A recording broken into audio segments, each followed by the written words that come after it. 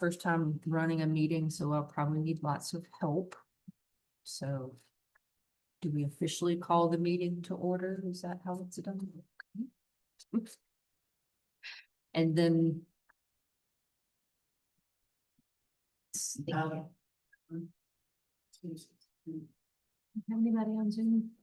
I don't think so. I never got a Zoom link to send out. So then we'll start with the invocation. Heavenly Father, we thank you for bringing us together today. We ask for your guidance and wisdom as we begin this meeting. Help us approach our discussions with open minds, honor one another's diverse perspectives, and listen with respect.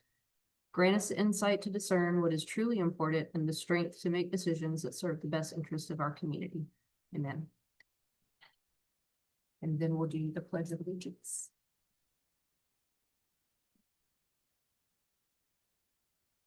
I pledge allegiance to the flag of the United States of America, and to the republic for which it stands, one nation, under God, indivisible, with liberty and justice for all.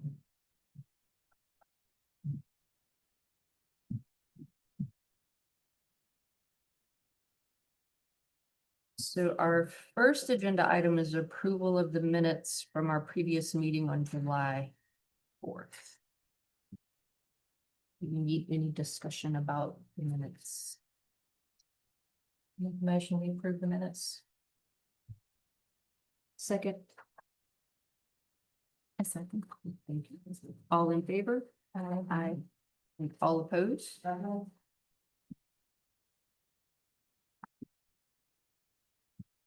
And then the second item is approval of our bylaws. Do we need any discussion on the bylaws? So we had all the members kind of chimed in and we made several changes to kind of incorporate it to be all forms of recreation committee, recreation, not just outdoor recreation. Okay. So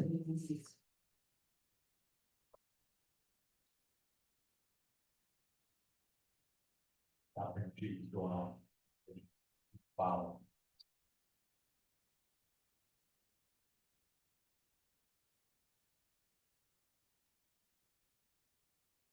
Any further discussion on the bylaws? Do we have a motion to approve them?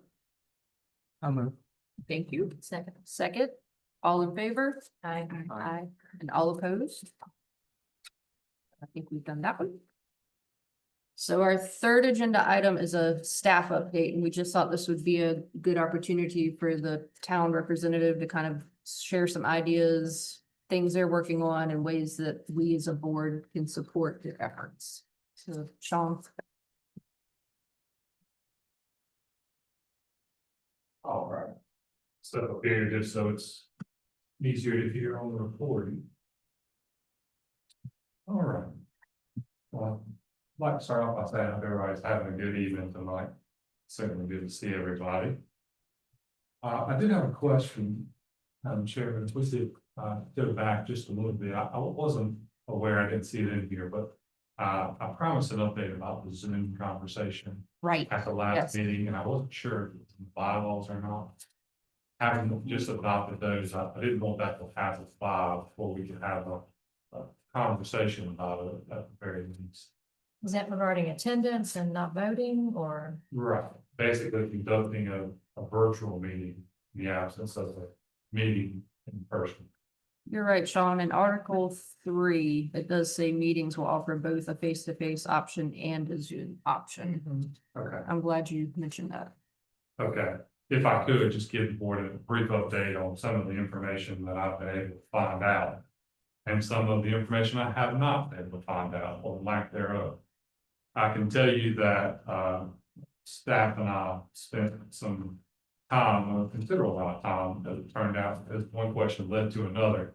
And with great certainty and very much a high degree of clarity, I can tell you that an elected board, whether at the county level or at the state, local level, town council, must meet in person.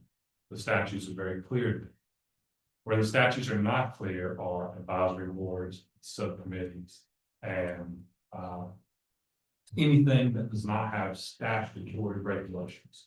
That's really where the school government sort of draws that line, saying statutory regulation versus non-statutory regulations. And we've done, looked at this in several different ways and done some homework on it and followed up several times, but long story short, in the situation like this, it refers to a key takeaway from this blog post that I just want to read it directly into the record and to the board, but it refers to the local procedural rules. So in essence, it is up to the board of commissioners to decide if that is allowed, permissible.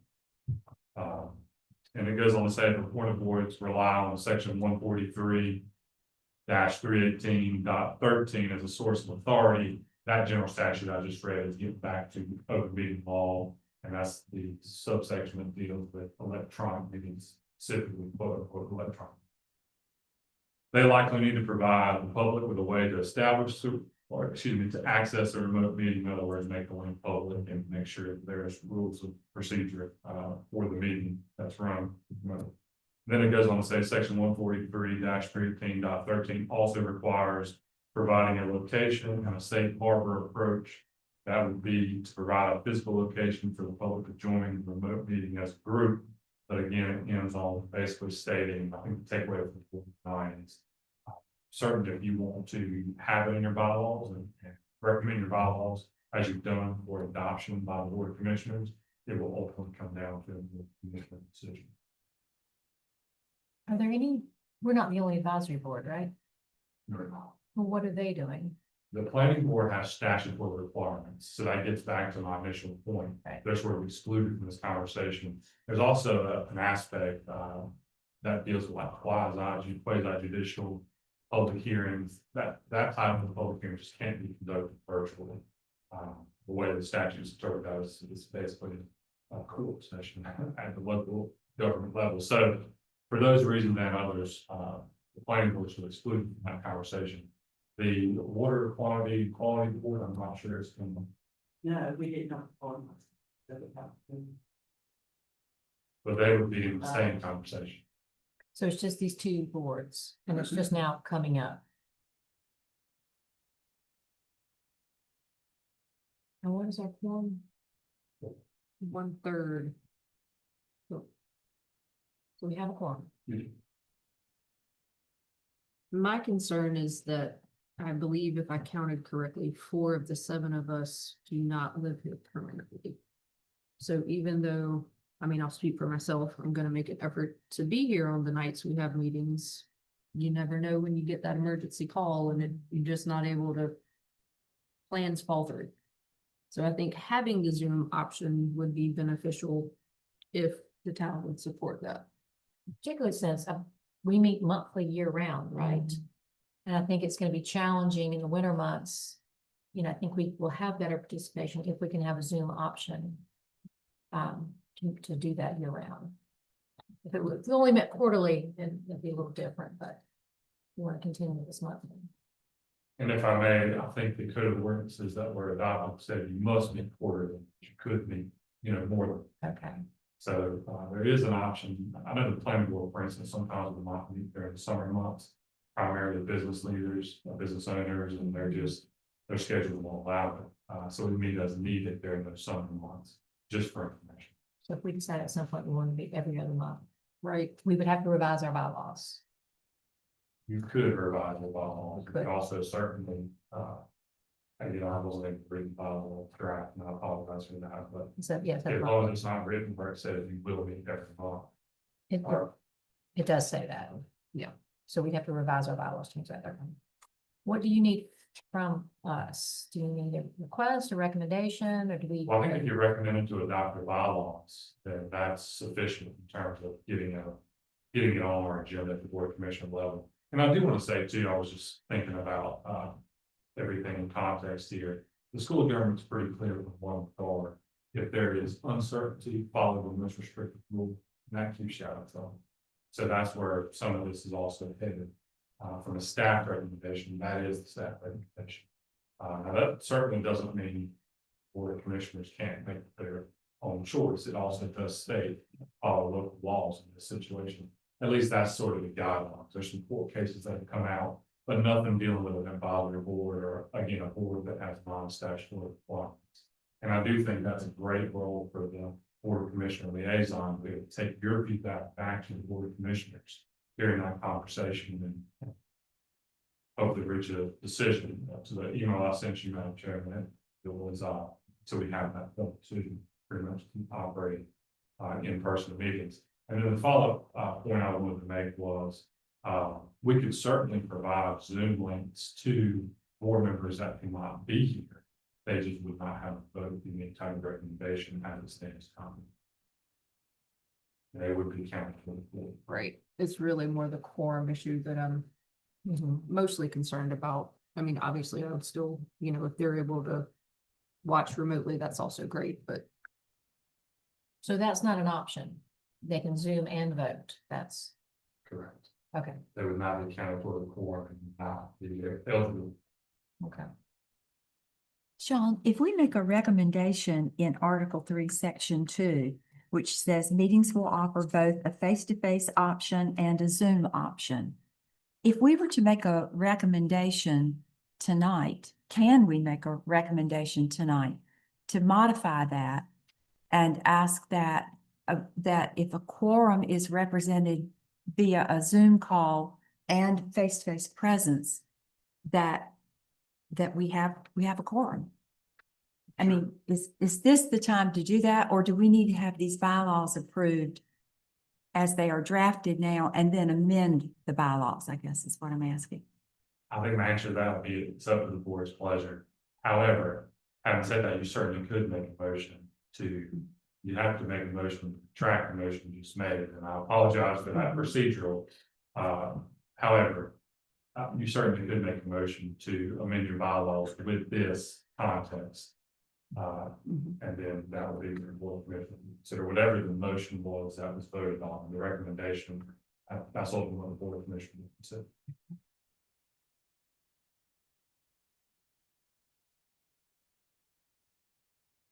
What do you all think? I agree with Kathy. Can we retract approving the bylaws and modify them? so I think I hear we want to have a motion to retract the approval of the bylaws.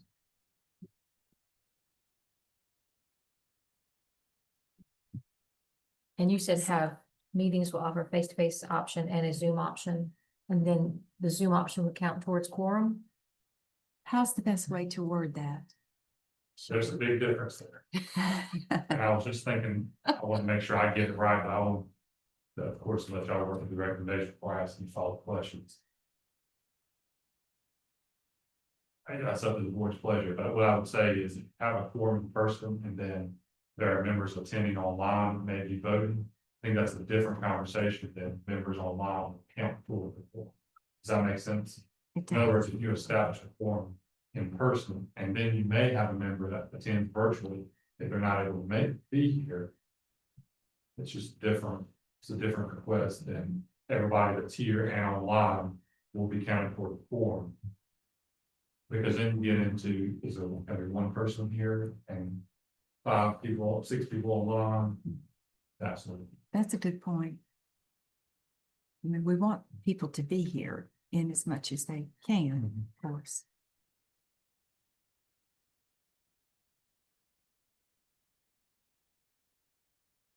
I'm not sure how to word that. Terry, what would be your best advice on that? Meetings will offer both face, let's just start from scratch and.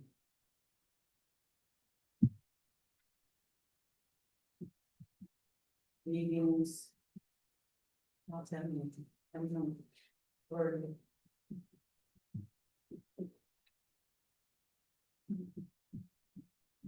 Meetings will. I'm wondering if we should move section 3 up So it talks about majority needed to constitute a quorum. And then this section 2 that we're revising would come afterwards and perhaps clarify. I think what I'm hearing the board say is that the in-person attendees would be counted towards the quorum. And then virtual attendees, if we meet the in-person attendance requirement, could vote. Is that what I'm hearing, the sentiment of the board? Is that what your specification? And school government. School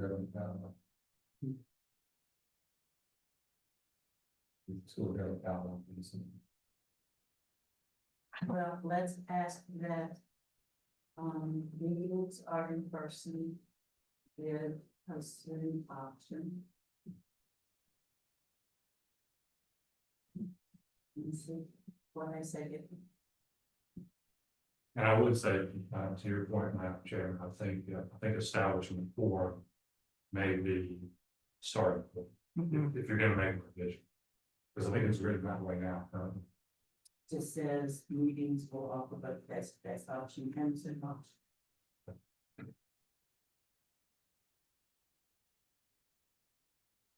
You just add something that says attendance via Zoom will count towards quorum.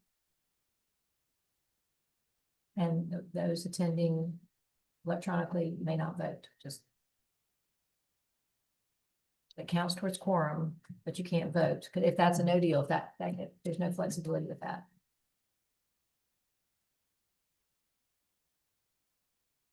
It's interesting conversation. I think to go back to, some original points.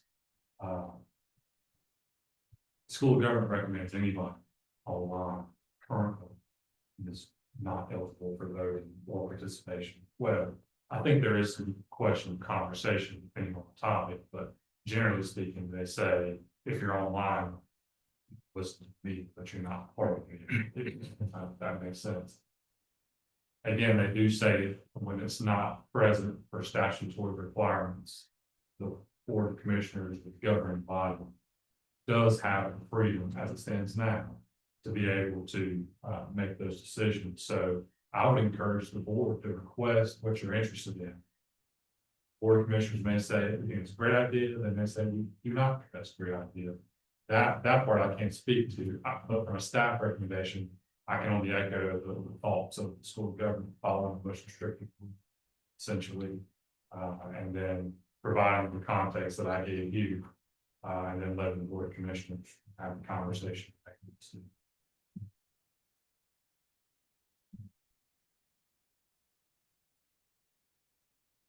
Personally, y'all are in the advisory board. I just feel like, and you don't all live here. And I feel like that you can be here, you should be a full voting present member if you're online. And I think we'll use already that place. That's right. I mean, I guess personally, I would sort of echo that sentiment that, you have board members who signed up and wanted to participate, even knowing that they would not be local, and I would hate to discourage that sort of participation in the future if they realize the commitment means you must be present in order to be counted and to vote. That's just my. I agree with that as an option. Are we gonna have situations where it's gonna be super critical that we have someone, particular person votes who's not here? I mean, we're an advisory board. I mean, is what we give is just advice. And I mean, unless we were going to kick somebody off or something like that, or, that might be critical to having everybody vote, but, we're here to come up with ideas and put forward ideas and.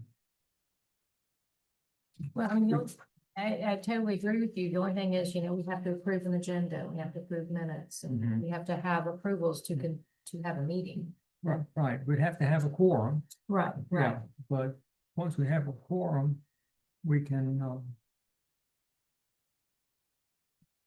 that's all we need to do it.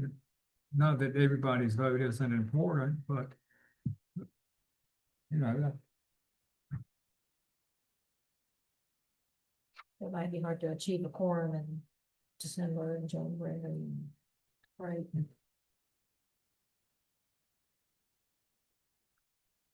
Unless our recommendation is Zoom participation would count towards the quorum. What about the council reports the forum, and having a voting rights? Because like I said, when you vote, it's really going to be dire important that you get advice.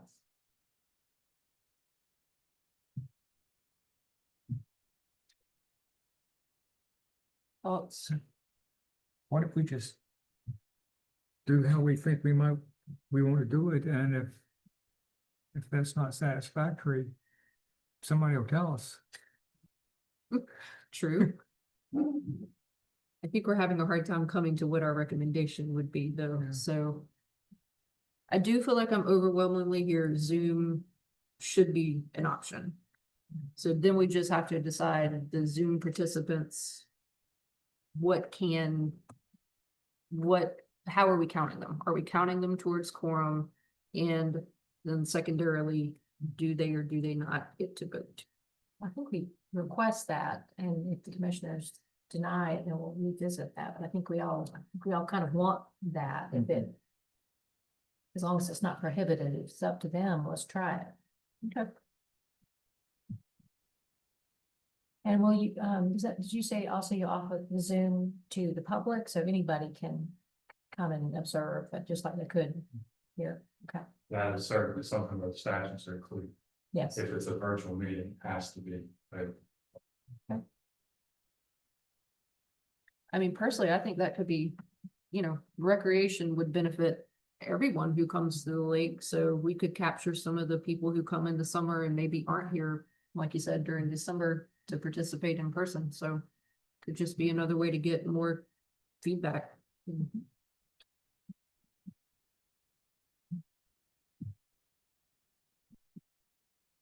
So do we have, Kathy, did you capture perhaps what our I'm trying. what our recommended wording would be for the change? Okay, this is what I have right now, and I'll offer it as a motion. Okay. And then we can turn it down if we want to. So I'm going to move that we encourage participation into the face-to-face meeting option, which gives you voting rights on an issue. And in circumstances where someone simply cannot be here, that they can opt for a Zoom presence. Good word. But without voting rights unless specifically allowed by the commissioners for a unique item. How would we know? Why don't we request, just state that, the preference is that members attend in person, but when unable to, they will attend virtually via Zoom, and they will have that will count towards quorum, and they will have voting rights. And if they deny that, Then we revise. then we revise it and say, okay, you can attend, but you can't vote. All right, Sandy, can I take that as a motion? Yes. Is it okay to? Don't ask me to repeat it. I need for you to. One suggestion, if I may, if you'll retract the motion to approve the bylaws previously, need a vote on that. Okay. You can move forward with a new motion as was, I think, just. Okay, so we need a motion to retract the approval of the bylaws that we previously voted on. I second that. All in favor? Aye. All opposed? And now we're going to, do we have a motion to approve the revised bylaws as Sandy just articulated? Try to do it better. I'm making a motion that we revise section 2 of Article 3 to request that members make every effort to attend meetings in person, but when unable to, they may attend via Zoom and have voting rights and be counted towards the quorum. Do we have a second for that motion? I second. All in favor? Aye. All opposed? Thank you. All right. Good job. A lot of technicalities there, but y'all are doing great. So for a staff update, I want to talk just briefly about a couple of things. I want to start off with a general update, and then I want to move into the multi-use path update. There was some talk via email, and maybe some talk at the last meeting last month about strategy. So I want to end with that. But I do want to start by sharing with the board the encouragement to attend Uplift style events. And talking with Grace Lawrence, who is our Sand Hills Community Economic Development Planner, she was very excited to hear a recreation board advisory board had been created. And she did promise me in the future, if there was information the group would be interested in, would find beneficial, that she would be more than happy to pass those bits along. And I guess she did ask the question, if there's something you'd be interested in, just keep that in mind. I think once you, if you check out the Uplift stuff, once you start looking through that, it may give you some ideas of what you're interested in. So I just want to offer to you, if there's something that comes to mind, you have something of interest, please let me know, and I'll pass that along to her. She typically sends managers and elected officials updates on these various activities in the region, opportunities in the region, meetings in the region. So she's a tremendous resource. On the Uplift itself, there's a calendar online. The website is uplifttourism.com/calendar. And she wanted specifically for me to mention that to you all. There are multiple events that you may find of interest, some via Zoom, some in person. There's a couple of things coming up in person, one in Western North Carolina. And bear with me on my handwriting here. I'm still trying to get used to writing with one hand. Regenerative tourism workshops is taking place in Western North Carolina. There's an upcoming storytelling workshop on Zoom. There is a make design easier time saving tools and creative collaboration taking place in Zoom. And there's also an Uplift Rural Tourism Summit taking place in Raleigh. Those are sort of the events to round out the calendar year. But again, if you visit that website, you'll see the calendar listed, and then click on the top banner there to take you to the Uplift website, and I'll scroll for some of those details. Grace wanted me to present that to the board. Secondly, I wanted to let the board know I'll be attending the Outdoor Economy Conference coming in the middle of September. And I do already have several meetings lined up to speak with some engineers and consultants on our next steps for our multi-use path and just general recreation style, economic development, outdoor recreation style projects that are in our hopper or in our queue, or just anything that may be of interest from the board of commissioners. I would extend that same invitation to the advisory board as well. If there's something that comes up between now and then, that's pretty short notice, but I do plan to come back, and if there's anything of value, especially immediate value, present this maybe in a similar setting after that conference. And I've got several breakout sessions already on planning successful projects, finding funding sources, leveraging assets, that style of conversation. And finally, I'll let you know that Palmer McIntyre with the Great Trail Estate Coalition is also a tremendous resource, I think, for this board and for the town. And she did share with me overall There were $2.6 million awarded recently to Eastern North Carolina Trails, $22 million awarded to Western North Carolina and Piedmont. But $2.6 million in Eastern North Carolina is a tremendous thing. The maximum grant was $500,000 awarded. The average grant was $260,000. That was awarded. She is lobbying for more support. That was a one-time program, although there's already plans to initiate another round of funding at the state level, especially when a budget vehicle, quote unquote, becomes available for them to disperse funds in that manner.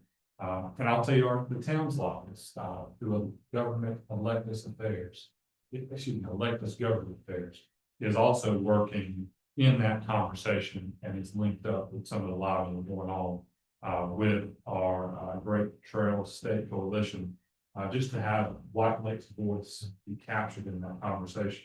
So if anything comes of that or an opportunity becomes available from that, I'll share that at a future meeting as well. I want to come back to the $260,000 average award in Eastern North Carolina.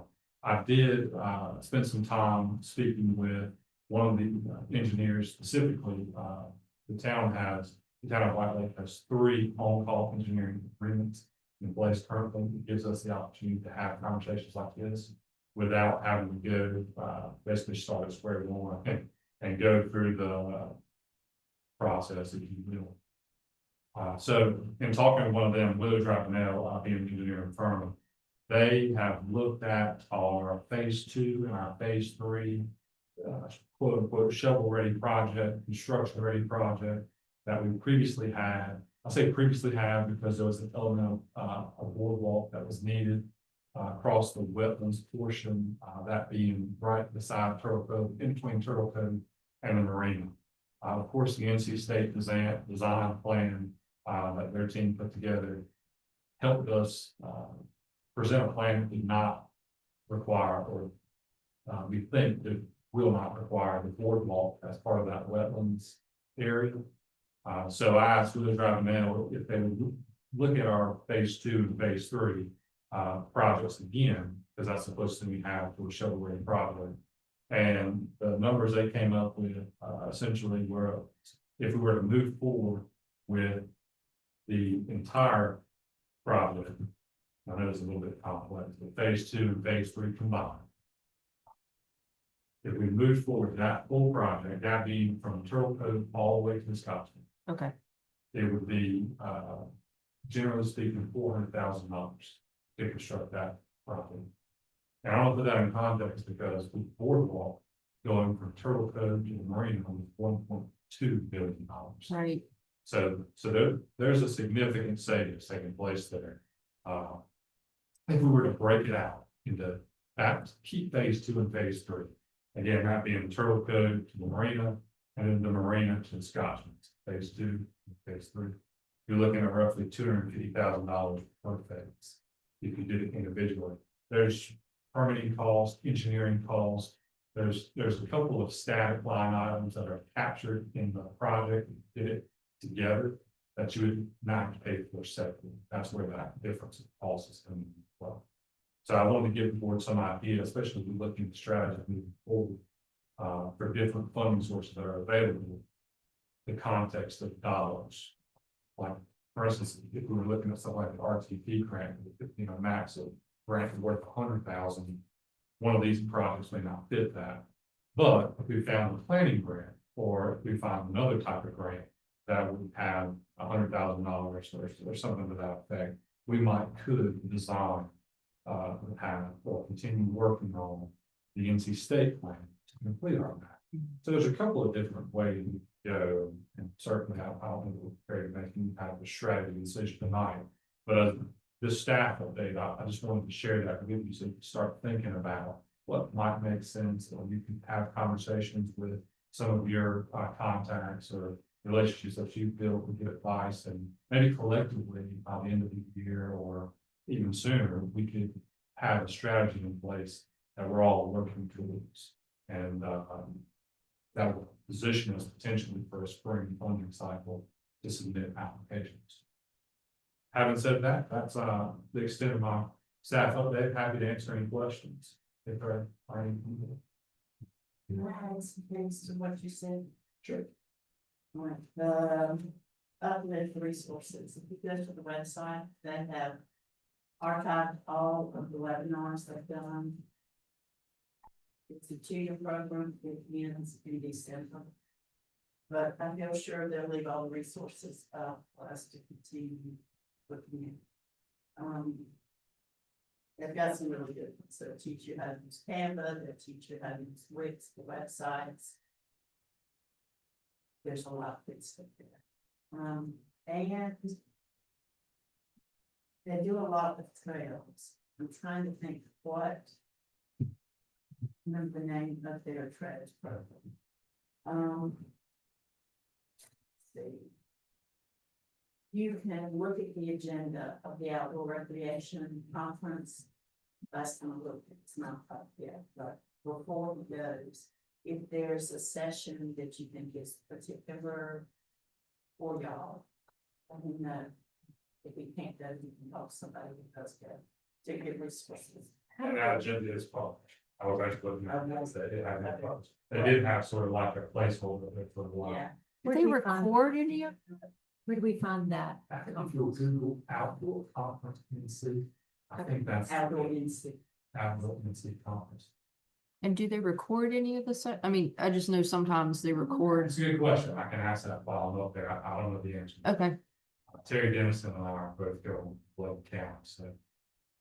Hopefully we can link up and talk about some more of the trails from a regional standpoint. Mhm. I'll find out for sure. And Palmer McIntyre Convention is the director of the Road Trail State Coalition. And they do webinars once a month. And you went to the last, I did. it's called City, Towns and Counties. Get on there, and they'll see your links. But there's 2 really good ones coming up in September that I registered for. Sometimes they're really helpful telling you how to get money, and one was about safety.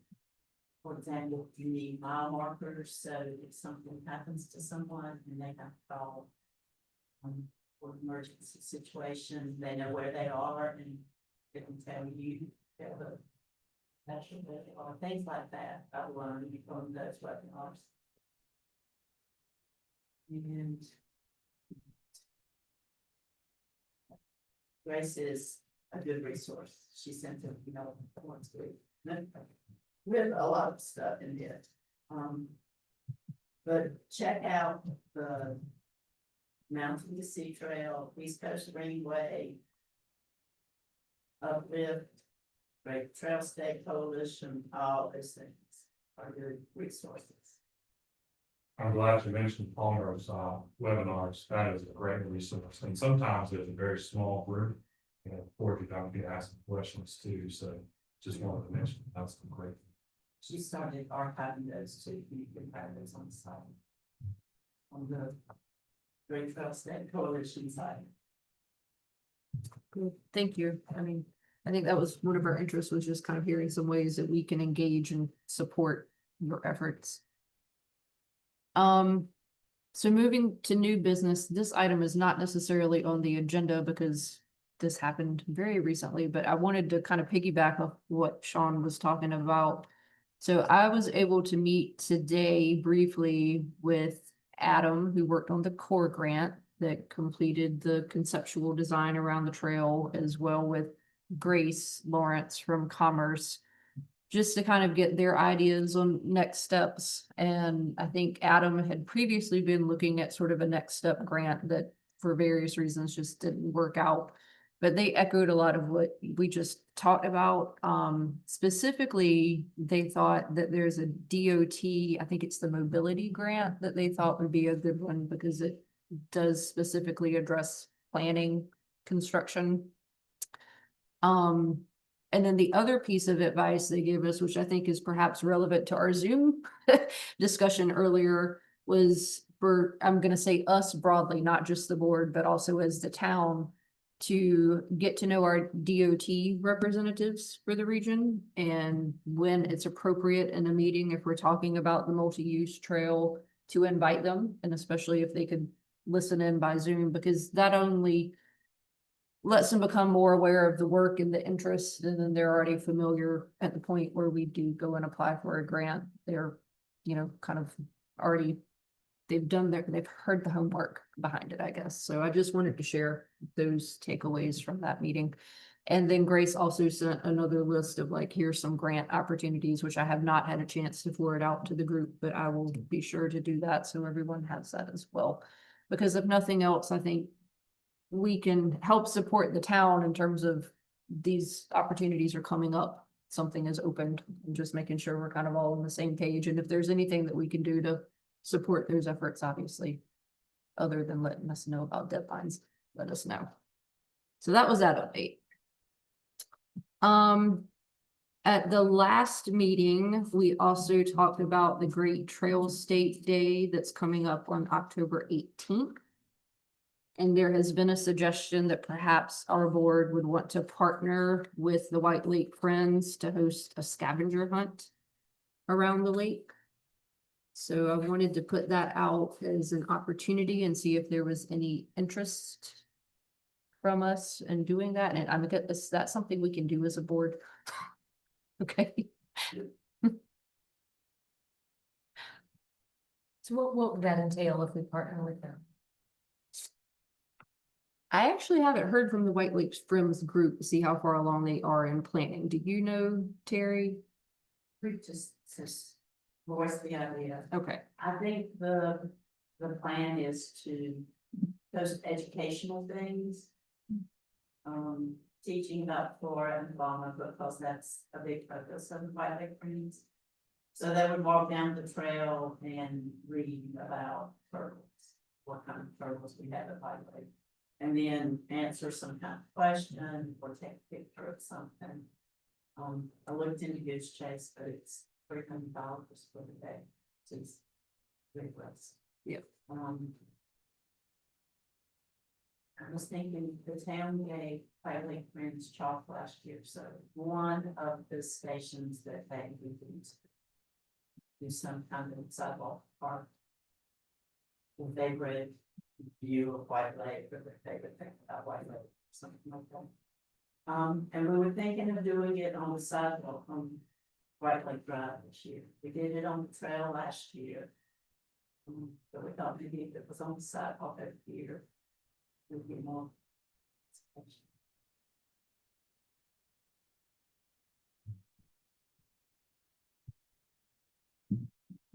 So other than putting the blues out and checking off when people are finished. I don't know if you. Yeah, it's be required. Would it be like a scavenger hunt map they would print out and download and carry that with them? Probably all the two. Okay. Yeah, it sounds fun. And see if we can help them. I agree. I also feel like that anytime we show partnership, that looks good on any grant. It Sure. benefits us and it benefits White Lake Friends to demonstrate that. So I make a motion, if you need one, that we do engage in assisting the White Lake Friends in any way we can in planning the scavenger hunt. So it would be on that. With red cleaner, is that one? We finish up with that about 1, so it needs to be afternoon. 3 to 5, maybe.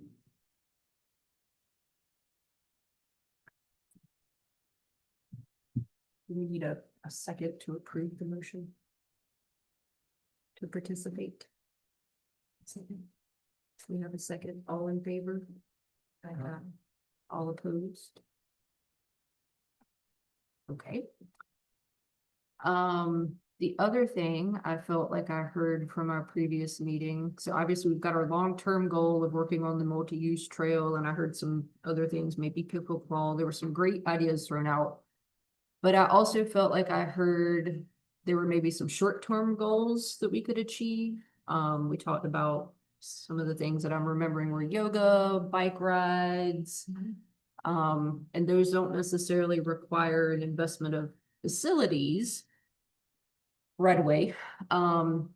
So I did a little brainstorming on this and was thinking, what if we were able to create, I'm just gonna say some kind of marketing or theming around it, if we called it Second Saturdays. Particularly, I was thinking about the tourism season of the summertime, you know, you'll have more people here on Saturdays than a weekday. And maybe you mentioned Key West does Friday nights, I think, or Full something. moon. Full moons, but those move, so. But if we could come up with a standard, you know, it's always gonna be on the second Saturday of the month, for example, then people would know to anticipate these things, and we could maybe come up with a calendar for 2026 and say, just try it out, see how it works, come up with, you know, maybe we'll do one thing a month on the second Saturday. But I'm just kind of getting the ball rolling with ideas. I would love for you all to jump in and see where we could kind of flesh this out, or maybe this isn't something we want to do right away. I like that idea. In Fayetteville, we have Fourth Fridays. And it's downtown and the businesses stay open a little bit later and there's music and there's some tours and just people just come downtown and enjoy. And you know, every fourth Friday, we have that. And it kind of grows and grows and grows. I think it's a great idea. And you would want to engage the businesses, maybe keep their hours open a little bit later and maybe offer some food tastings or something, you know, maybe have a gathering spot. And some activities. I think that's a good idea. Sean, are we allowed to set up subcommittees without going through? Good question. I'm not sure yet. Because I could see a core group of people coming together and figuring out some details for that. Love the idea. Is there like a version of a Chamber of Commerce just for White Lake? There's not. Okay. There's a events group, that may be the closest thing to that. Okay. But like a chamber, no, there is still some conversation, for the promotion of tourism committee of the chamber. That it encompasses White Lake, specific, a lot of White Lake, probably those things. Okay. I was just looking at the Town of White Lake website. Is it possible to have a page on there about events, like a calendar? Where people can pull up a calendar, say I'm gonna be there, what's going on, and we could just start to add things and add things that are already happening at Water Festival and different activities. This is another one of those hot topic issues. Okay. Or it's turned into one, thing with postcode. But typically for the school government, they recommend promote town sponsored events. And they leave it to a nonprofit to, establish a calendar like that. Okay. So if there was a nonprofit in that role promoting White Lake events, I'm not sure why we would link to our website. Okay. But it would have to be sort of a third party. Would that be Friends of White Lake? Yes, it could be. And Terry, I feel like the White Lake Friends would be more than glad to establish that.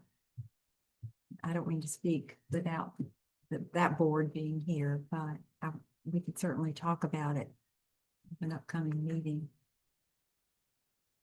Things been discussed. Mhm. My suggestion would be to check and see what storefront at the church. Or morning gathering. And.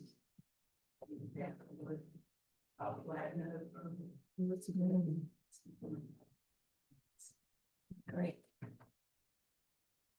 So who would do that? Is that us as a board? Do we need to take that to the commissioners to kind of get there? I mean, how does that work? For what specifically? So- Well, if we wanted to say, I don't know, I'm just gonna throw something out, second Saturday of April, we're gonna have yoga on the pier at Lake Church, assuming they would partner with us to do that. Can we approach the church and ask permission, or does that need to come from commissioners? On behalf of the advisory board, but Well, I guess that's sort of the question. that would be a recommendation. Okay, So the entire Make it town. out, make the full town. Mhm. Didn't just- okay. And I guess my follow-up question, I wonder about liability. So yoga seems fairly innocuous, but if we're gonna do maybe like a bike ride around the lake, do we need to ask someone to check into maybe what the liability is around that and how we would go about getting release? I mean, we want people to come and have fun, but we want to do it safely. Right. Probably there should be some type of conversation around them.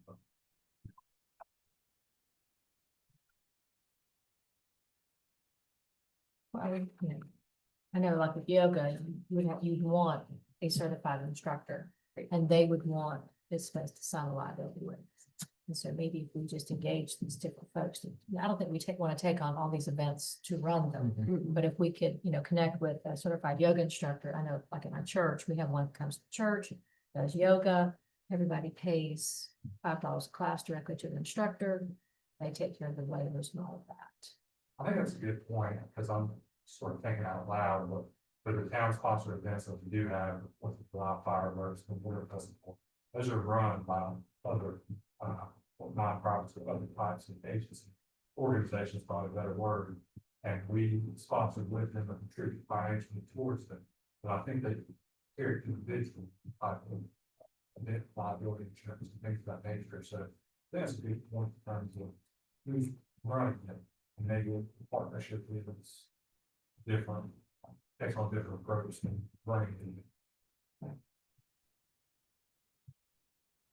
In the minutes that are in this packet, there's a list of the brainstorming ideas we had the last time we came together. Could we make a motion to set up a calendar using some of the ideas that are already listed here, undefined, specifically? And would that give us permission from the town council to begin putting a calendar together? Or does each activity have to be approved by the council? Activity has to be sponsored by the town. For the town to have the town post on the site. So in your question, if you were asking for a recommendation to adopt second Saturday, some type of other town sponsored event, Mhm. yes, I think that would give the permission to post online. Mhm. And we could pick and choose and be a little flexible. In other words, we don't have to choose 12 activities tonight to submit a motion for approval for the calendar of events. I think we could always look. But I think each specific, I think probably need affirmation, because I think what you're ultimately asking, this initially thinking about this, is for the town spot and I think that's the recommendation. Is this a motion or is this just something that we want to explore the possibility of having a year-round calendar of events that we recommend? To that? I really wasn't trying to make a motion as much as I was trying to learn. Do we have to give you a completed calendar of events for approval before we begin with the very first one? Or can we be approved to plan a calendar of events using these things that have already been submitted and approved? And it's a good conversation. Procedure. Again, I think, as I understand, the town will be sponsored. Now, that's not going. I don't know if they have sponsored. Event, but for instance, second Saturday, town sponsored the second Saturday event. Mhm. I think, again, as I understand it now, that would take care of all the other under that event name. Does that make sense? But you go back into it, you can invest. Okay, Maybe give an update for the next meeting. And okay. there's a motion, certainly can make a motion, not, but Mhm. we can continue the conversation. Just get a little information on it, because I don't know the answer to that question. Right. I would refer back to, a town sponsored event for Uh-huh. anything posted online, calendar, or information. When you say town sponsored, does that mean we have in budget funds that could help us pay a yoga instructor, for example? There are no other funds currently, certainly that Mhm. something that's that in the future. Mhm. But as it says currently. no funds. If we wanted to have, and I don't know, I don't understand the procedure, and that's why I'm asking these questions. If we were to have just a task force, and that could be done online, Terry, I'm sure, where we look again at what we've already suggested. I mean, shuffleboard is jumping off the page for me right now because you could do that on the sidewalks with chalk. It'd be interesting. But could we just work independent of the formality of this meeting just to bounce ideas off one another and get a skeleton of a calendar together that we could come back? And on the bylaws, everybody worked on that That's true. independently. Collaboratively. So, yeah, they were working on a calendar the same way we did the bylaws. And I would say absolutely to your question. Okay. The only, and for open meeting law specifically, the advisory board, the recommendation, vote, and decision has to be made in an open meeting. Mhm. Now, the process leading up to that decision, I don't see that there's any problem working through an online spreadsheet or something like that. There's just no decision that can be outside of the meeting law. That makes sense. That gives us time to think and plan and talk with the folks that aren't here tonight. And then come back. And it's only August, so come back with a plan for 2026. Maybe that could be a goal for us for our next meeting. Or Maybe you should come- ask this, but can we meet as a group without it being a formal meeting? Can we have discussions with all of us present? That's not a, recorded minute taking public meeting, just brainstorming? Because there's no statutory requirements on the advisory board, I think the answer to that question is yes. Okay. But there cannot action. Right, but we can have a brainstorming session, a conversation without, okay. You're not elected, there's statutory requirements, so I think that type of conversation is certainly. That would be, should we make a motion to that effect now that we establish an online way to communicate? Okay.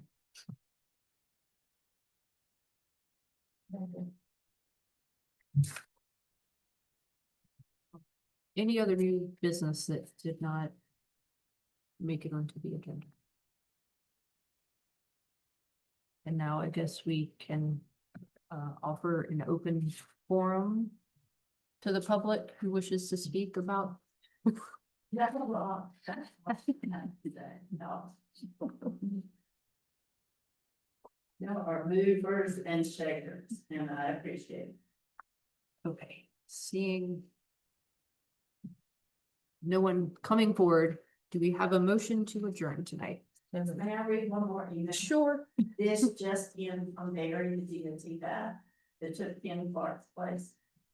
Sorry for the delay in responding, but I was trying to do some research into your request. Unfortunately, I don't have any guidance. A specific path for complete this feasibility study. I would like to make sure you are aware of the White Lake Pedestrian Transportation Plan 2010. In 2009, White Lake was awarded a grant from DOT to develop a pedestrian plan. The plan was completed in 2010, and I have attached a copy for your review, but the site needs to improve. Is that the little extra piece of paper on the side of the road? Well, what is that, you know? I'm not sure. I've seen that document referenced a couple of times in grant narratives over the course of the year. I'm not sure I've read it word for word. Okay, I'll share it with y'all. I think this is it. Okay, cool. That's all. It's White Lake Pedestrian Transportation Plan. Yes. Yeah. You got a copy of it. You're always step ahead of everybody.